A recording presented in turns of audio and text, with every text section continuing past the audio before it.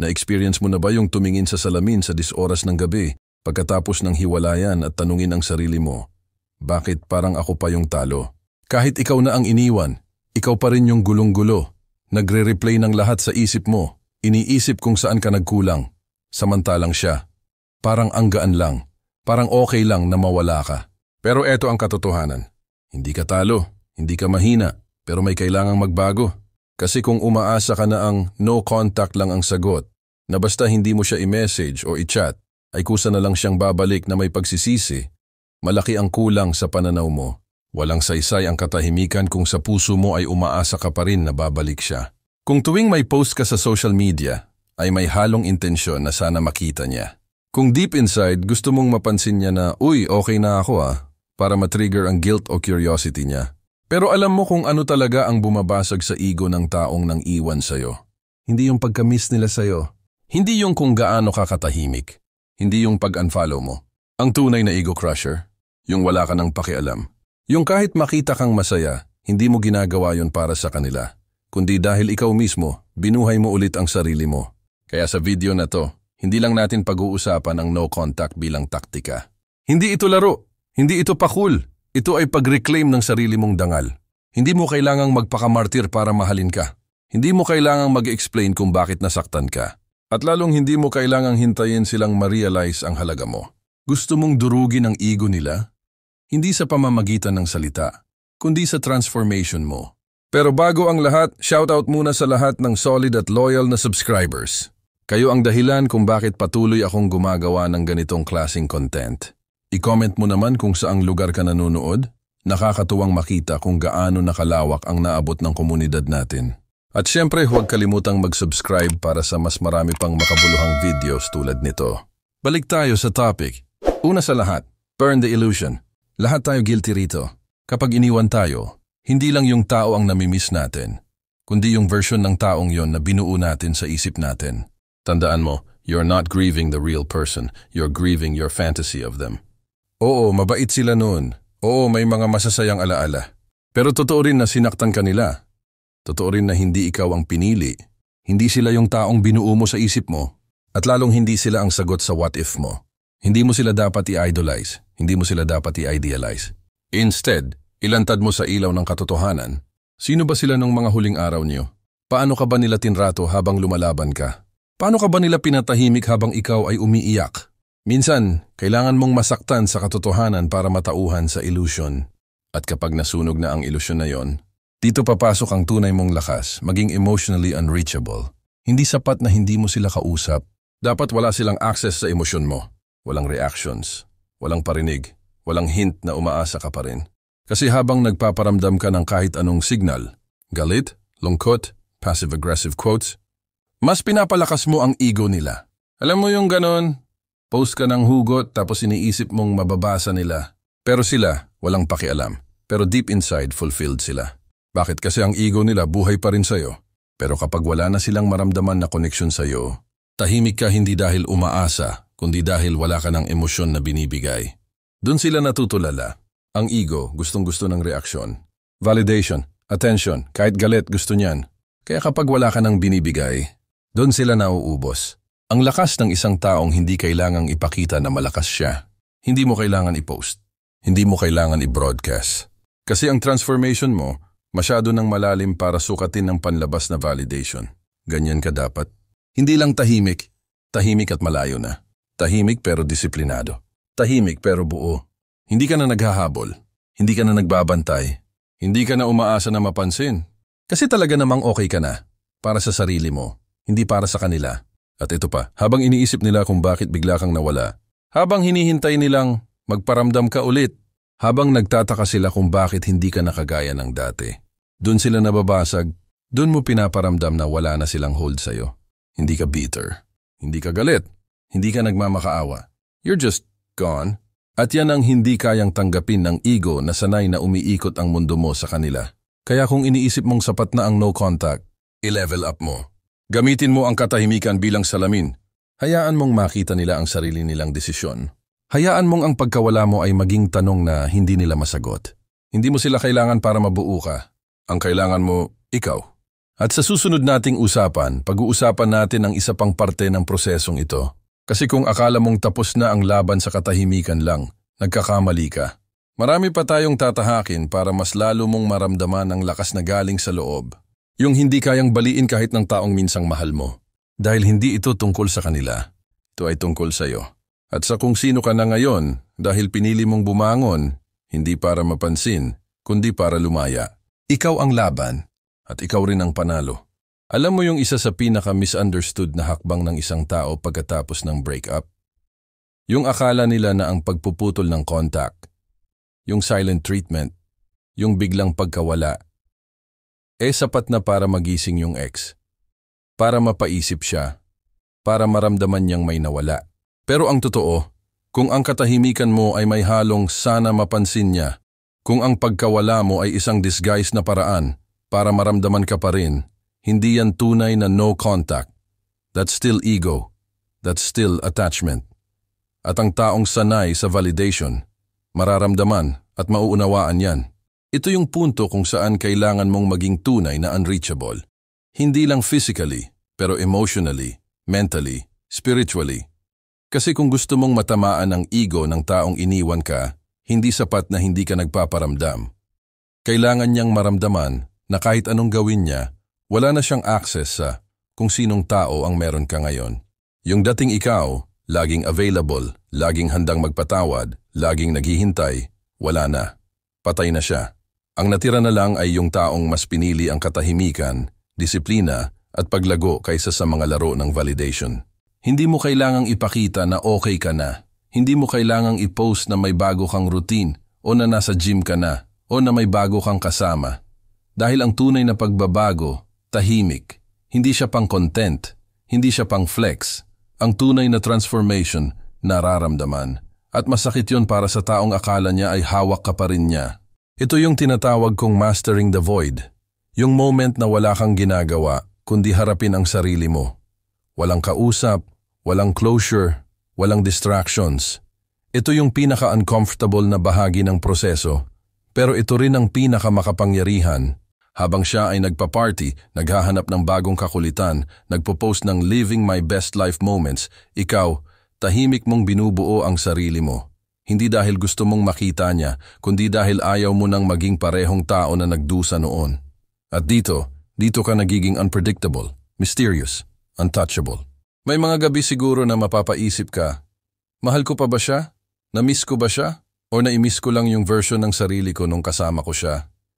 At dito mo marirealize na, hindi mo talaga siya namimiss. Ang namimiss mo ay yung comfort, yung familiarity, yung illusion na may kasama ka. Dahil totoo, we don't grieve the person, we grieve the story, the fantasy, the image we built in our heads. Kaya kung gusto mong i-crush ang ego niya, kailangan mong sunugin yung illusion. Kailangan mong makita siya for who they really are. Hindi para siraan siya, kundi para mapalaya mo sarili mo mula sa delusyon. Minsan kasi, utak natin ang pinakamagaling gumawa ng kwento. Ginagawang bida yung taong iniwan tayo. Kahit na minsan sila rin yung kontrabida sa kwento natin. Hindi mo kailangan ng closure mula sa kanya. Ang kailangan mo ay katotohanan mula sa sarili mo. Na hindi mo kailangan ipakita na nag-improve ka na. Hindi mo kailangan hintayin ang I miss you or I'm sorry. Kasi kapag andun ka na sa level ng detachment na hindi mo na kailangan ng validation nila, doon sila natatahimik. The real ego crusher, yung wala na silang say, wala na silang access, wala ka ng explanation, you just vanished from their emotional universe. Hindi ito tungkol sa bitterness, hindi ito tungkol sa revenge, hindi ito tungkol sa pagpatunay ng kahit ano. Ito ay tungkol sa kapangyarihan ng indifference. Dati, sila ang mundo mo. Ngayon, parte na lang sila ng isang lumang chapter na ayaw mo nang balikan. And when you finally live like that, when you move like that, hindi na sila galit, hindi na sila curious. Natatakot na sila. Bakit? Kasi ang pinakamalaking takot ng isang taong sinayang ang pagmamahal mo ay hindi ang mawala ka, kundi ang hindi mo na sila maalala. At dito papasok ang pinakamapayapang ganti. Withdraw all validation. Kapag ang ego ay sanay sa likes, comments, attention, chase, then starve it. Hindi sa galit, hindi sa sarcasm, kundi sa kawalan ng pakialam. When they try to check on you and find nothing, no trace, no breadcrumbs, no reaction, forced silang tumingin sa salamin, and the silence you give becomes their echo. Kaya kung nandito ka ngayon, sa parte ng buhay mo, na pakiramdam mo, parang binasag ka ng taong minahal mo, tandaan mo to. Hindi mo kailangang manalo sa kanila. Ang kailangan mo lang ay manalo sa sarili mo. At para gawin yon, kailangan mong alisin lahat ng validation na dati mong binibigay. Dati, yung simpleng message nila kaya kang pasayahin. Yung like nila sa post mo, parang dopamine shot. Pero ngayon kahit mag-stalk pa sila, kahit magparamdam pa sila, wala na yung epekto. Kasi pinili mong buuin ang sarili mo kaysa ayusin ang ego ng taong hindi naman nag-effort ayusin ka. At alam mo kung anong pinaka-powerful sa lahat. Tahimik kang nagbago. Walang announcement, walang drama, walang I'm healing posts. Basta isang araw, nakita na lang nila, hindi ka na nila kilala. At yun ang moment na hindi nila makakalimutan. Now, hawakan mo yung momentum. Dahil may isa pang mas malalim na layer nito na dapat mong malaman. At yung layer na yon, yun ang tinatawag na subtle self-reinvention. Ito na yung yugto ng tahimik na pagbabago kung saan hindi lang nag-iiba ang routine mo, nag-iiba na rin ang identity mo. Hindi lang ito tungkol sa pagbabalik sa gym o pag-aaral ng bagong skill o paglayo sa social media. Ang tunay na pagbabago ay nagsisimula sa kung paano mo nakikita ang sarili mo. Dati, ikaw yung taong laging handang magpaliwanag. Ngayon ikaw na yung hindi na kailangang magpaliwanag. Dati, reactive ka. Isang mensahe mula sa kanya at gumuho na buong araw mo. Pero ngayon, kahit mag-text pa siya ng, "Hey, it's just noise," walang impact kasi hindi na siya relevant sa narrative mo. Ang lalim ng transformation mo kapag di mo na siya kinakalaban. Kapag wala ka ng galit. Kasi sa stoic mindset, ang tunay na revenge ay hindi retaliation, kundi liberation. Hindi mo siya winawasak. Pinalalaya mo lang ang sarili mo sa pagkakagapos sa kanya. At kung dumating yung araw na bigla siyang bumalik, na parang walang nangyari, na may pa kamusta o pa naalala lang kita, dun mo mararamdaman ang tunay mong lakas. Hindi dahil binara mo siya, hindi dahil pinatulan mo siya, kundi dahil tinanong mo lang sarili mo, bakit ko pa siya papasukin sa bagong mundong pinaghirapan kong buuin? Hindi na siya fit sa version mo ngayon, hindi na siya aligned sa values mo, hindi mo na siya kinamumuhian, hindi mo na siya inaasam. Siya na ngayon ang reminder ng taong ayaw mo nang balikan. Ganyan mag-crush ng ego, hindi sa pananakot, hindi sa drama, kundi sa disiplina. Ang isang taong ego-driven, nasasanay sa cycle, break up, panic, silence, konting distance, then balik. Kasi kadalasan, gumagana yon. Pero this time, you broke the cycle. You didn't just go no contact. You became the reason why they can't enter anymore. Hindi lang to tungkol sa pagkawala, ito ay tungkol sa pag-elevate. At sa bawat hakbang mo pataas, mas lumiliit ang mundo nila sa'yo. Mas nagiging insignificant sila. Kasi ang dating pedestal na tinayuan nila, ikaw na mismo ang nag-demolish. At anong natira? Isang tahimik, mapayapang tao na hindi mo na kayang kontrolin. Isang taong hindi na kailangang magpanggap na masaya o malungkot. Kasi hindi na siya nagpe-perform para sa iba. Hindi na siya nagpapatunay. Hindi na siya nangangailangan ng audience. Tahimik siyang gumigising ng maaga. Tahimik siyang nagtatrabaho. Tahimik siyang nagpapalakas, nagbabasa, nagbubuo ng panibagong pangarap. Tahimik, pero may apoy sa dibdib. Hindi dahil gusto niyang makita siya ng ex na nag-improve. Pero dahil ito na talaga ang natural niyang estado. Ito na siya. At dito mo mararamdaman yung pinakamakapangyarihang anyo ng detachment. Hindi yung pilit mong kalimutan sila, kundi yung wala ka nang kailangan kalimutan. Kasi wala na silang puwang sa isip mo. Hindi na sila bigat sa dibdib mo. Hindi mo na kailangang kontrolin ang sarili mo para wag mag-reply. Kasi wala ka ng urge na mag-reply. Wala ka ng gustong sabihin, tahimik ka kasi buo ka na. At oo, mapapaisip sila, magtataka. Bakit parang hindi ka na apektado? Bakit parang hindi na sila mahalaga? Bakit parang nawala na yung grip nila sa'yo? Doon na magsisink in. Hindi sa mga quote mo sa IG, Hindi sa mga parinig mong kanta, kundi sa kawalan mo ng reaksyon, sa katahimikan mong punong-puno ng pagbabago. Doon nila mararamdaman ang pagkatalo. Kasi hindi mo na sila ginagawang kontrabida. Hindi mo na sila ginagawang sentro. Sa'yo, tapos na ang kwento. Sa kanila, nagsisimula pa lang yung regret. Ganito gumana ang tinatawag kong the mirror effect. Hindi mo sila kinokondena. Pinapaharap mo lang sila sa sarili nilang ginawa. At ang pinakamahirap na laban ay yung hindi mo pwedeng i-justify ang sarili mo. Hindi mo pwedeng ituro yung mali ng iba. Hindi mo pwedeng ikubli ang epekto ng mga desisyon mo. Lalo na kung wala nang sumasalo ng sisi mo. Wala ka na, tahimik kang umalis. Tahimik kang umangat. Tahimik mong winasak ang illusion nilang kaya ka nilang balikan kahit kailan. At habang ginagawa mo to, habang binubuo mo ang sarili mo mula sa mga abo, may bagay kang hindi pwedeng kalimutan, forgiveness. Pero hindi yung forgiveness na parang pinapatawad na kita, bumalik ka na. Hindi. Ibang klaseng forgiveness to. Yung hindi mo kailangang sabihin sa kanila.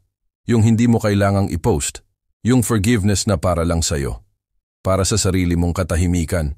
Kasi habang may galit ka pa, habang umaasa ka pang makita silang nagsisisi, habang kinikimkim mo pa rin na sana mabigla sila sa glow up mo, hindi ka pa rin malaya. Peke pa rin ang transformation mo kung naghihintay ka pa rin ng reaction.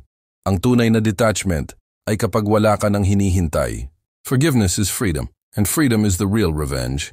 Walang kahit anong pahiya, panunumbat o comeback ang mas makakapagdurog sa ego nila kaysa sa katahimikan ng isang taong hindi na kailangan silang saktan dahil hindi na sila parte ng buhay niya. At dun ka magwawagi. Hindi dahil tinalo mo sila, kundi dahil tinalo mo ang dating ikaw. Ang taong umaasa. Ang taong laging nangangailangan. Ang taong sobra ang ibinigay pero nawala ng sarili. Ngayon, ikaw na ang taong pinipili ang sarili araw-araw. Hindi para sa iba, hindi para sa validation, pero para sa purpose, para sa kapayapaan, para sa mission. At sa bawat hakbang mong patungo sa tunay mong sarili, mas nagiging imposible para sa kanila na maabot ka ulit. Kasi wala ka na sa dating lugar. At kung sakaling makita ka man nila ulit, ang makikita nila ay hindi na yung taong iniwan nila, kundi ang taong hindi na kayang talikuran. Tahimik, matatag, reborn. Kung nakaabot ka hanggang dito, salamat sa pakikinig. Huwag mong kalimutan, hindi mo kailangan ng closure mula sa kanila. Ang closure ay hindi hinihingi. Binubuo mo yan mag-isa. At habang tahimik kang nagpapatuloy, habang pinipili mong maging disiplinado sa gitna ng sakit, habang minamahal mong muli ang sarili mo, diyan sila matatalo, diyan ka mananalo. Like and share mo to kung nakarelate ka. At kung gusto mong mas marami pang ganitong usapan, subscribe ka na. Marami pa tayong pag-uusapan na real talk, stoic wisdom, at life strategy para sa mga taong gustong bumangon, hindi lang makamove on. Kasi sa dulo ng lahat ng sakit, nandoon ang pinakamakapangyarihang version mo. Tuloy mo lang, tahimik, buo, walang atrasan. You're not bitter. You're not broken. You're reborn.